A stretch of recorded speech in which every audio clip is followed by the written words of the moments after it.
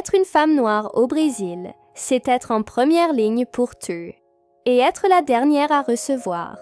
C'est elle qui gagne le moins, qui travaille le plus, qui s'occupe le plus des autres et dont on s'occupe le moins. Plus la peau est foncée, plus la croix est lourde. En amour, elle est mise de côté. Au travail, ignorée. Dans la rue, jugée. En matière de santé, mal soignée. Dans la société, rejetée. Et on dit encore que la femme noire est forte.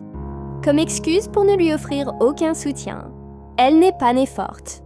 Elle a dû le devenir, parce que personne ne porte le fardeau pour elle. Elle est victime de racisme, de sexisme et de pauvreté, tout à la fois. On la traite de querelleuse quand elle s'affirme, de difficile quand elle exige le respect. La majorité sont des mères célibataires. Elles occupent des emplois subalternes, gagnent peu et portent tout sur leurs épaules. Et malgré tout, il n'y a pas de place pour ressentir la douleur. Quand son esprit tombe malade, on dit que c'est de l'exagération. Mais la vérité, c'est que beaucoup de femmes noires sont épuisées, blessées, exténuées et réduites au silence.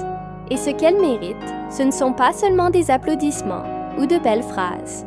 Elles méritent un salaire décent, un accès à la santé mentale, le respect en amour, une place au pouvoir et du repos.